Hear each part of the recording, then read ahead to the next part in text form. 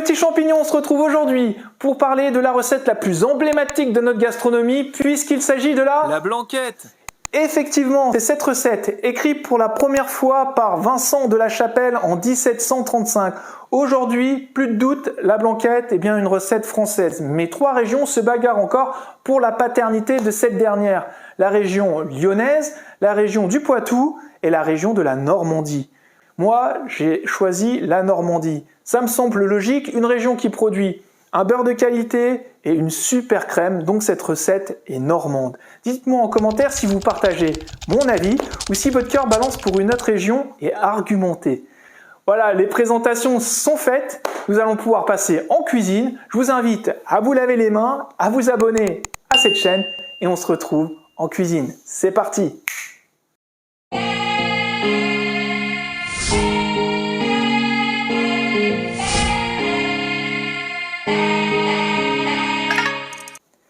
Mes petits champignons, nous allons commencer la préparation de notre blanquette de veau.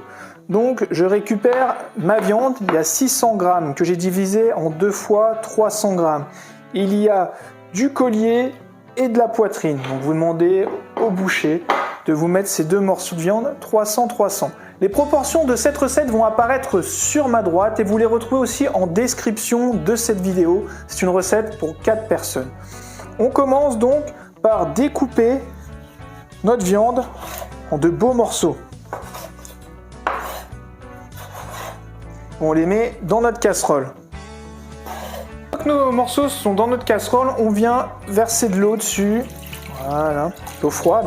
Ensuite, notre sel et notre poivre. Là, on démarre la cuisson de notre veau. On y va doucement, ça sert à rien de le brusquer. Il faut que ça monte en température doucement. Pendant que ça chauffe, on va préparer notre oignon. Voilà. Alors on commence par l'éplucher. Alors l'oignon, j'ai une petite astuce infaillible si vous ne voulez pas pleurer. Vous le faites faire par votre conjoint. Comme ça, ça vous évite de pleurer. L'oignon, on le garde entier et on vient le piquer avec un clou de girofle. Voilà. Pour le blanc de poireau, voilà, on va venir le laver. Hop, on le fend. Et là, je vais venir le laver à l'eau. Je le mets de côté. Hop, je le recoupe en deux. Je récupère un peu de thym. Et un petit peu de laurier. Un élastique, hop, je forme un petit bouquet garni. Ensuite, on passe à la préparation de nos carottes. Alors, on les épluche.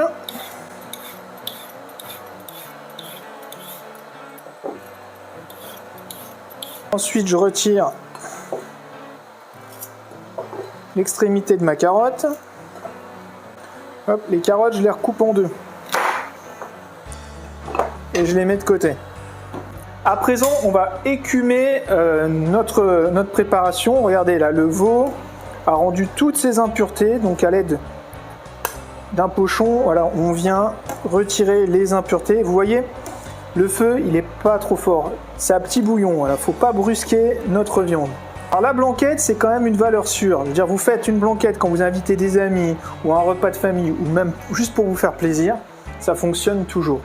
Donc là, une fois qu'on a bien écumé notre bouillon, on vient y ajouter à l'intérieur notre oignon piqué avec un clou de girofle, notre poireau, voilà, notre bouquet garni et nos carottes.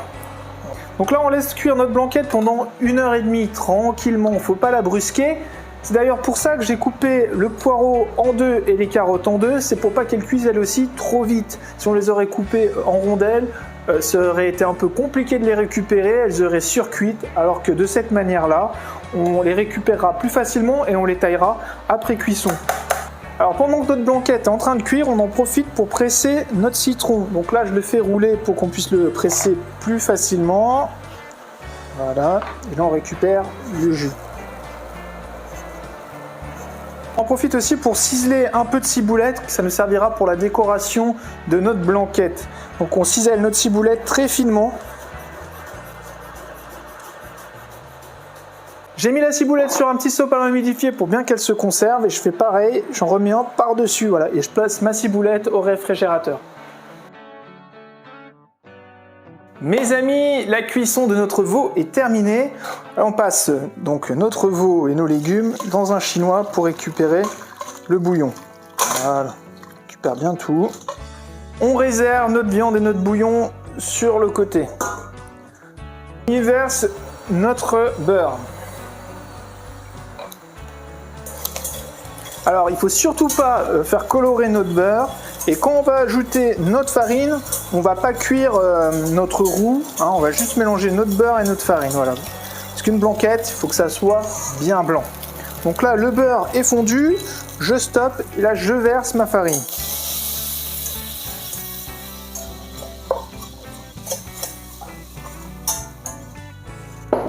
Là, je mélange bien pour bien incorporer.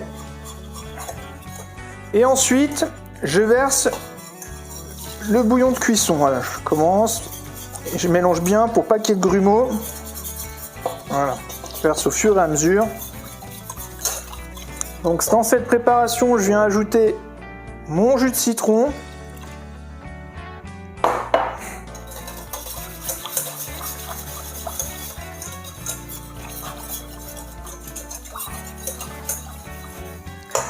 Et là, je mets cette préparation aussi de côté. Ensuite, je passe à la préparation de mes champignons. Alors, je coupe le pied d'un couteau d'office. Et là, je viens retirer voilà, la peau de mes champignons, comme ceci. Voilà, pour qu'ils soient bien blancs. Une fois mes champignons épluchés, je mets une noix de beurre dans une poêle que je fais chauffer. Voilà. Et là, je découpe mes champignons en 6. Donc là, mon beurre est chaud. Hop, j'y verse mes champignons, voilà, juste pour les faire suer. Pendant ce temps, on récupère notre garniture blanquette. On vient jeter notre oignon. On récupère nos carottes. Voilà. Et notre poireau. On jette notre bouquet garni. Ensuite, les carottes, on vient les tailler en petites rondelles. Et on les réserve. Hop, le poireau, quant à lui, on va venir l'émincer. Voilà, et on le met aussi avec nos carottes. Voilà. On stoppe la cuisson de nos champignons. Voilà, on les met de côté. On récupère notre bouillon de cuisson qu'on a commencé à lier avec le roux. Voilà, et là, on le remet en cuisson. Et là, on va venir ajouter nos 400 g de crème épaisse 30%.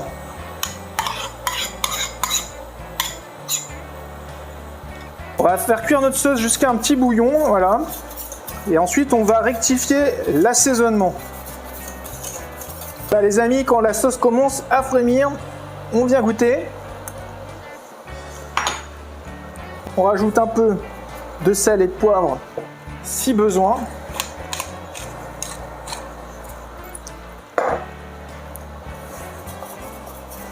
Pour voir si la consistance de votre sauce est parfaite, vous prenez une cuillère, avec le dos vous formez un trait. Si les deux traits ne se rejoignent pas, c'est que votre sauce est parfaite.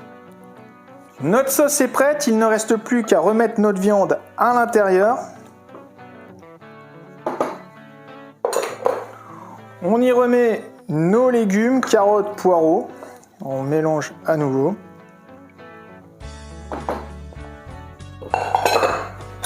On verse nos champignons. Notre blanquette de veau est terminée, il ne me reste plus qu'à mettre un petit peu de ciboulette ciselée sur le dessus.